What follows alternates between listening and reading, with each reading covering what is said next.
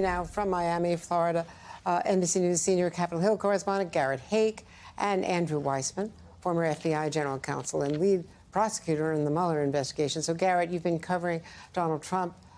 Set the scene for us today and tomorrow. Has the former president explained why he held onto those boxes? And clear up, if you can, what we know or don't know about whether he's hired new counsel down there. Well, Andrea, I'll get to that in a minute, but first, the former president has just turned the defiance up to 11. With a new social media post just a few minutes ago, he's bringing back lock her up, essentially, by saying that if he's elected, he's going to appoint a special prosecutor of his own to target what he says is the most corrupt president of all time, Joe Biden. It's a notable escalation, even from the escalations we've been watching over the course of this weekend, in which the president's attacks on the special counsel and on the Department of Justice have gotten ever bigger and more grandiose and more personal in the attacks on Jack Smith, now saying the quiet part out loud, that if he is reelected as president, he will appoint a special prosecutor to go after Joe Biden. This, after all, his allies spent the weekend saying that such prosecutions are inappropriate and represent a double standard and were not the kind of things that Donald Trump did when he was president, because he doesn't believe in political retribution against his allies. So while we all think about that for a moment, let's rewind a little bit to this weekend, where I did try to ask the former president really the one question that to me wasn't answered in this lengthy indictment. Why did he try so hard to hold on to all this information? Here's how he responded to that question. Do you want to hold on to all those documents in Mar-a-Lago? The documents, whole thing is a witch hunt. It's a disgrace. It should never happen. It's hurting our country. We did nothing wrong. Nothing wrong whatsoever. We did absolutely nothing wrong. Take a look at the Presidential Records Act. We did it by the book. Perfect. Now, if you look at the Presidential Records Act, you'll find that it makes very clear that presidents have to separate their personal and their professional papers before they leave office. But, Andrea, that's part of the defense that Donald Trump and his allies want to make, that this should not be an Espionage Act case, that this is really about presidential records that he had the right to have. Of course, to make those arguments, the former president is going to need to replace the two attorneys on his team who resigned last week. He's got to find somebody to lead this team down here in Florida. It's unclear as of right now whether he's done that, with a little more than 24 hours to go until his arraignment is scheduled to begin. And Andrew Weissmann, let's go through a lot of this, because there's the judge, Aileen Cannon. She's a Trump appointee. That's not the relevant issue. Judges of whatever political stripe, once they're put in, they're the federal judge.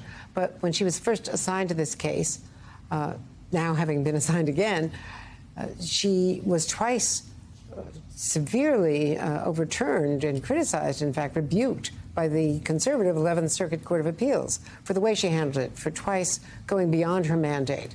And so there's a real question as to whether she's biased, pro-Trump, or whether she simply is not a good judge and doesn't know the law.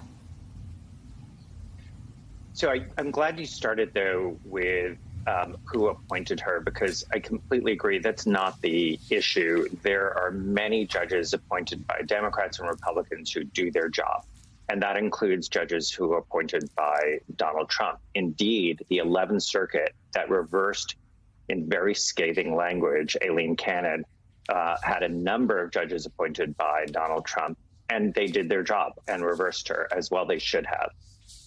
There are two things that she wrote that are particularly, I think, troublesome to me, and I think meet the standard for recusal, which is impartiality may reasonably be questioned. That's the standard. Impartiality may reasonably be questioned. One is that she said that Donald Trump is entitled to deference because of his former position. That is, the 11th Circuit found that is antithetical to the rule of law in this country. I think it violates her oath of office to treat everyone equally.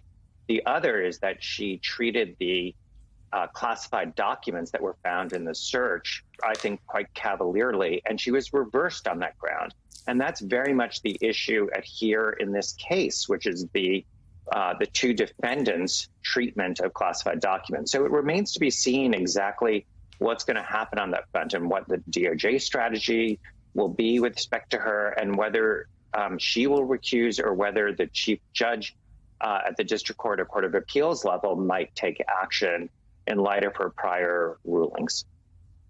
And let me ask you a couple of key points in any trial, and particularly in this trial, in terms of the evidence and some of the rulings that she might make. First of all, she could really delay. She could delay all of her decision-making along the way and push this thing into the general election territory where it would be potentially fatal to the prosecution or to any outcome being overturned if let's say, if he's elected.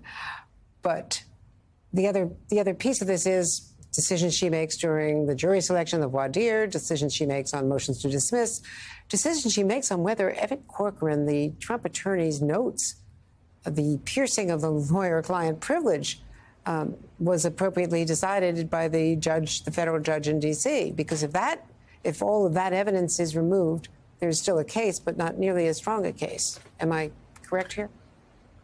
So first, a district judge has enormous discretion, and she could essentially almost have a pocket veto on the case by delaying it until after the Republican nomination or even the general election.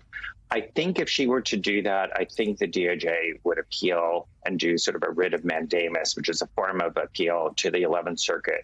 And there they might seek her recusal, but certainly to seek a faster date. But that's one of the ways that I think she would do a disservice to this country, where people are entitled to hear the evidence and weigh it for themselves and to have a decision one way or the other, whether it's an acquittal or a conviction, as to what happened here.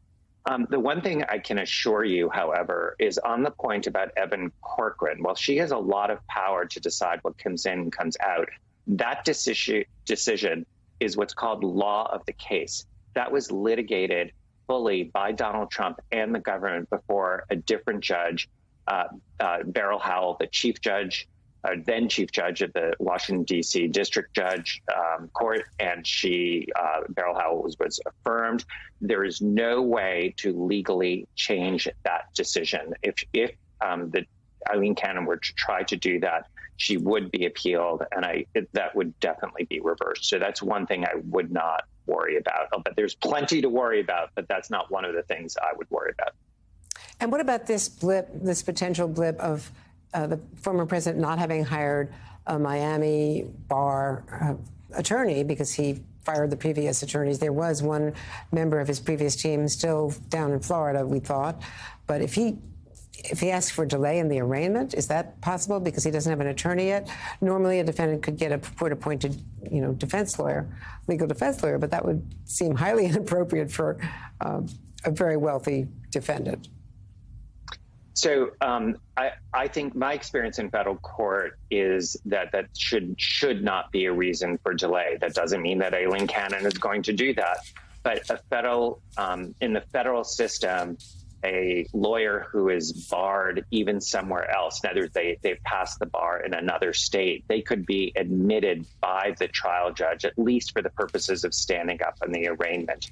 So I don't think that should be a bar to going forward. And Todd Blanche, who is a respected lawyer, should be able to appear at the arraignment.